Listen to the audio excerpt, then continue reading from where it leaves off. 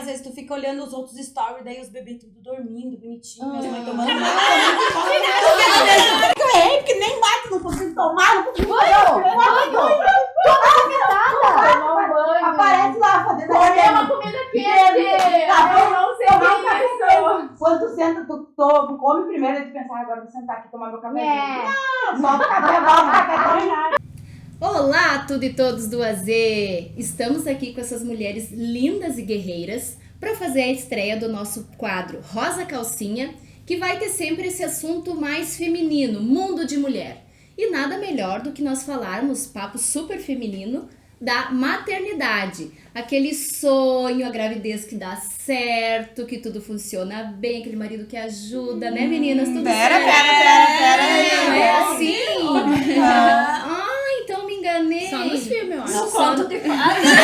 Na rede social. Talvez, né? Não, mas então vamos falar sério? Sim, vamos falar papo reto agora, maternidade real. Será que é assim mesmo que funciona? Gente, e aquela gravidez que a gente planeja, dá tudo certo de primeira?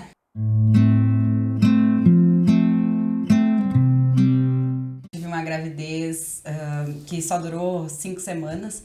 Foi uma gravidez embrionária. Meu sonho, já fazia 2 anos que eu tava tentando engravidar.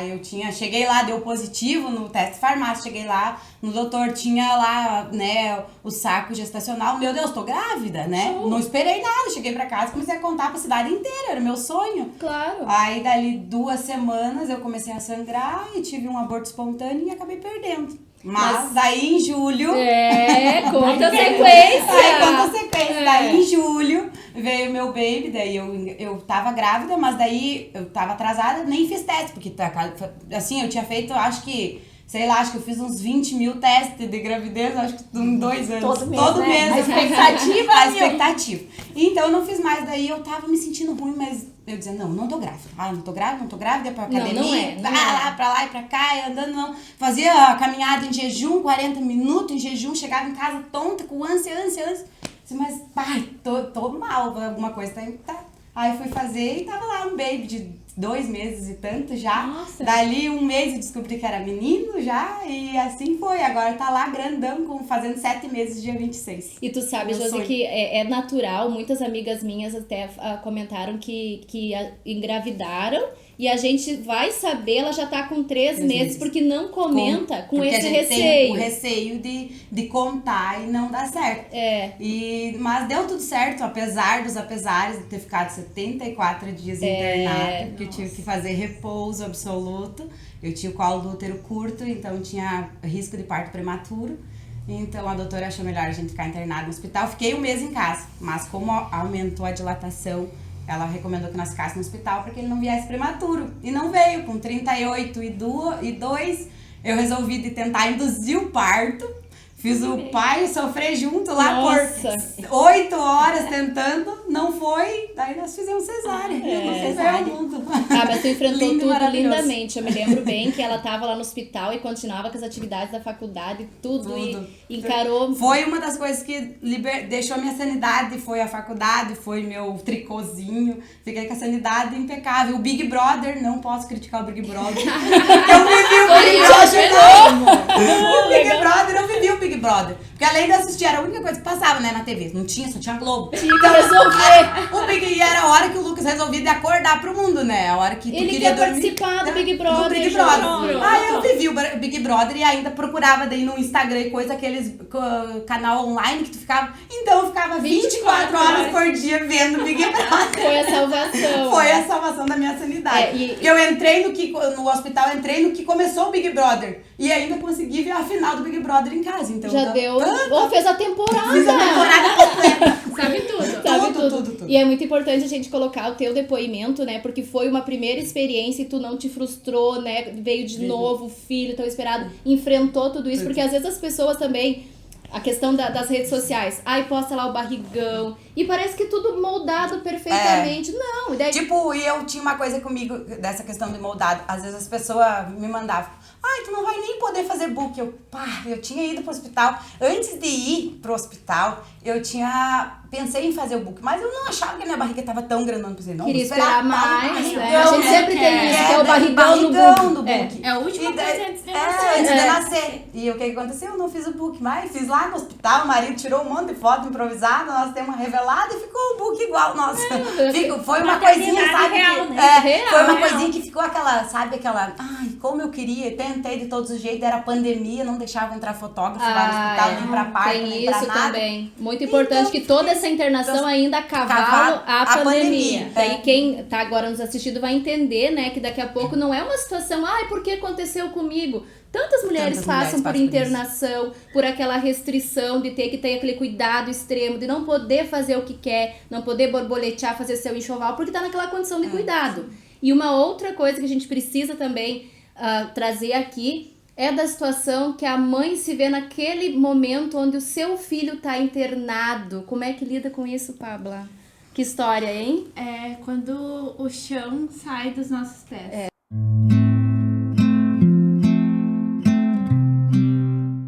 Eu já tô me arrepiando, ó.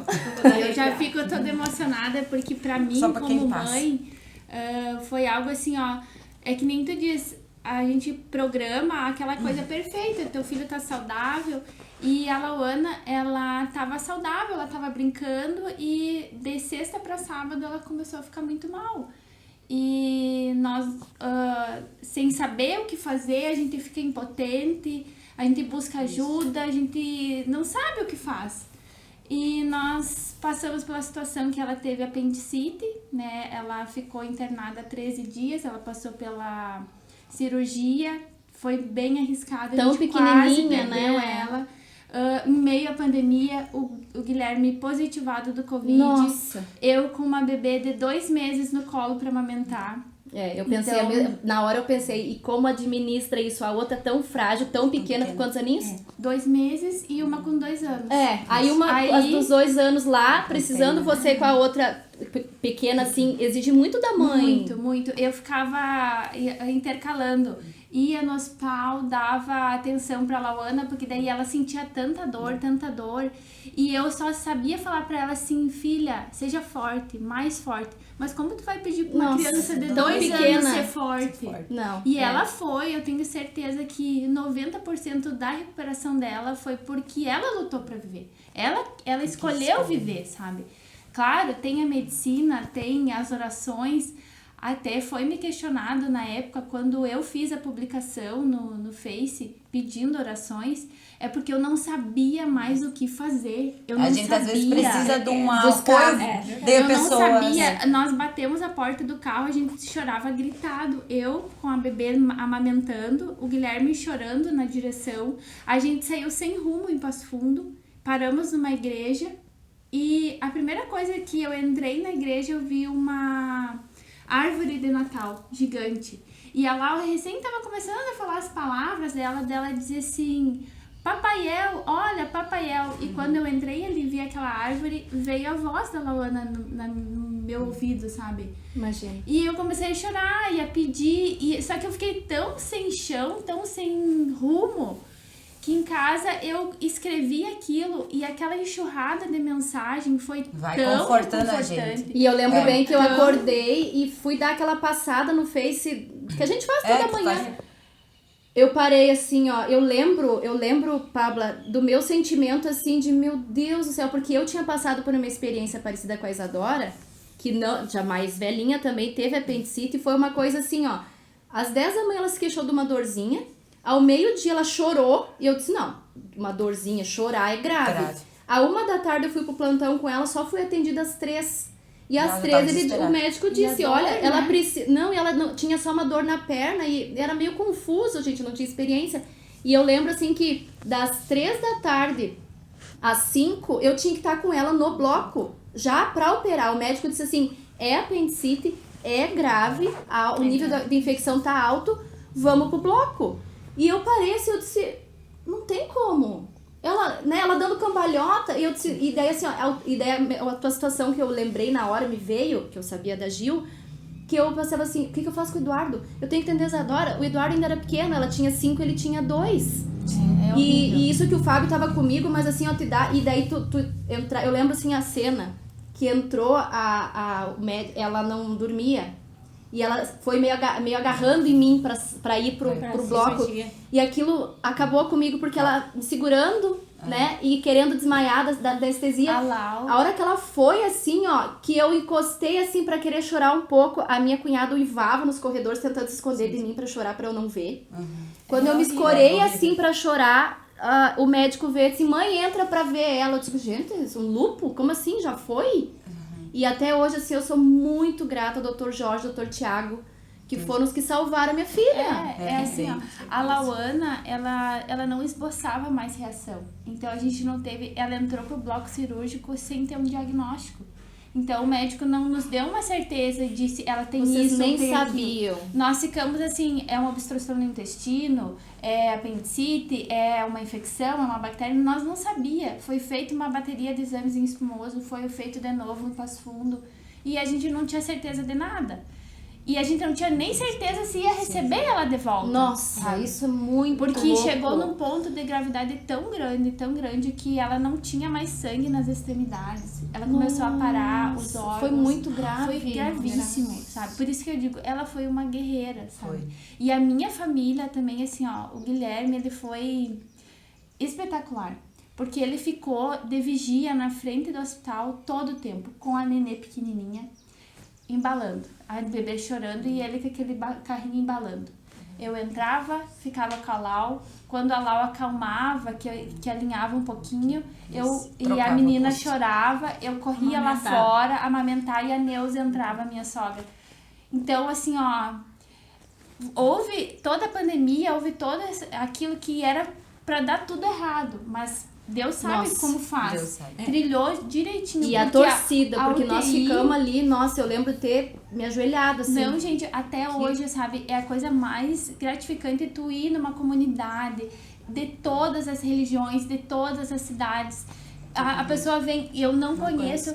Ai, como é que tá a tua menina? Eu rezei por ela, eu fiz Eu tinha gente que me mandava, tinha gente que perguntava pra mim também lá no hospital, às vezes todo dia me mandava no Face como é que eu tava. Pessoas que eu nem tenho tanta convivência assim, sabe? Legal, né? Então é uma coisa que, nossa, é muito bom. Carla, qual foi o pior momento? O pior momento, aquele que tu disse agora, foi? O pior momento pra mim foi quando eu não consegui ficar com a minha filha no hospital, porque eu, como mãe, a mãe quer proteger o filho, a mãe quer estar junto.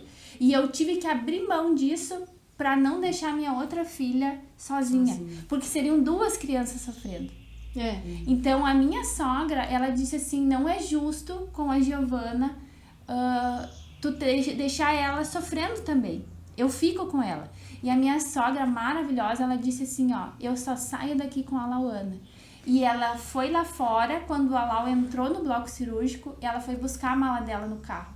Quando eu vi ela caminhando pra dentro do hospital com a malinha, eu só sabia chorar e gritar. Porque era eu que tinha que estar lá com ela, não era a minha sogra. E a minha sogra abraçou a causa e foi lá e ficou 13 dias.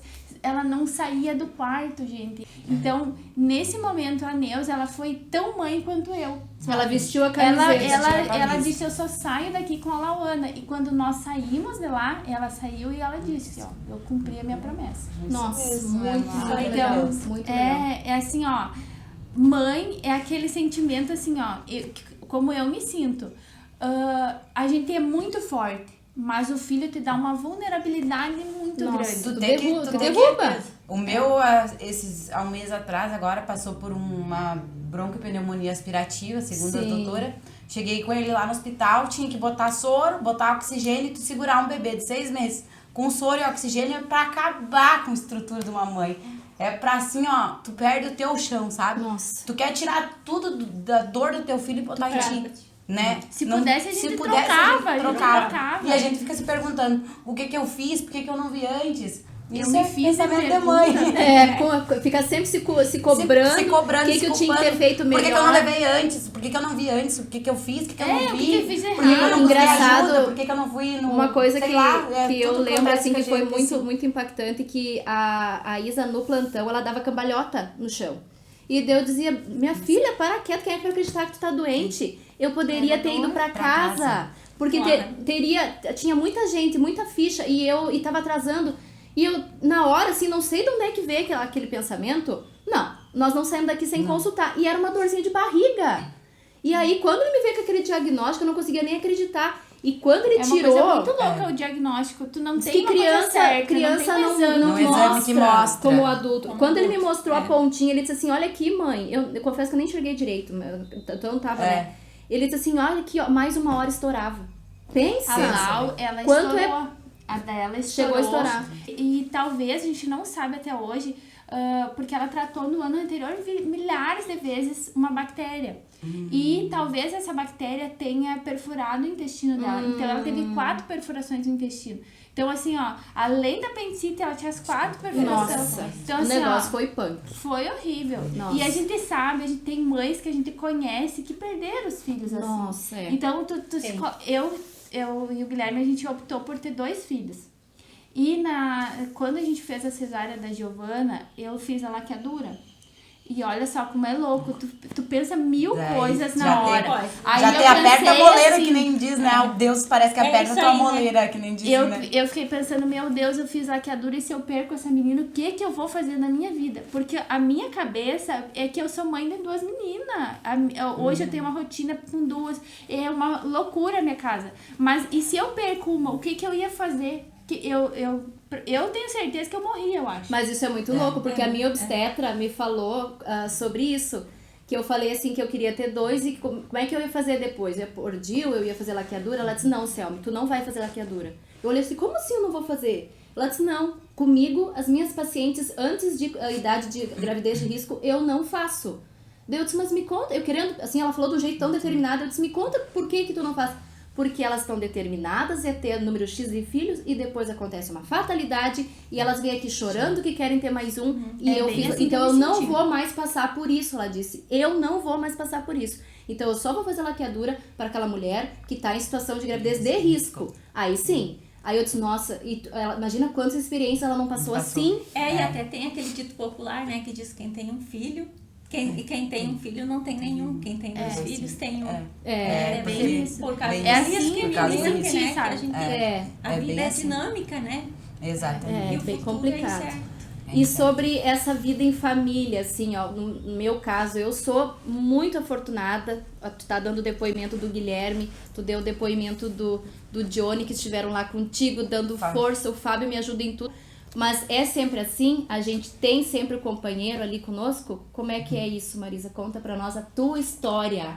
Bem, assim como as meninas também, né? Meus filhos já estão maiores, eu tô numa outra fase da vida, mas não significa que eu não passei também pelo período em que elas passaram da gestação, do nascimento, do crescimento. Pra mim, tive 2 gravidez, as 2 bem diferentes.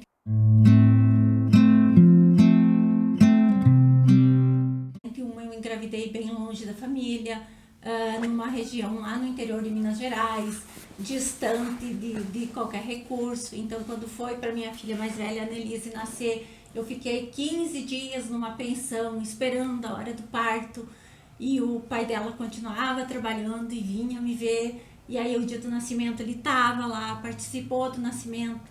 O Henry também, o 2º filho, planejado, tudo certinho. Demorou um pouco a acontecer a gravidez. A gente tinha planejamento de 3 filhos, né? Eu sou um pouquinho mais velha, então a gente queria mais filhos. E aí, tava grávida do 2º filho. No 3º mês de gestação,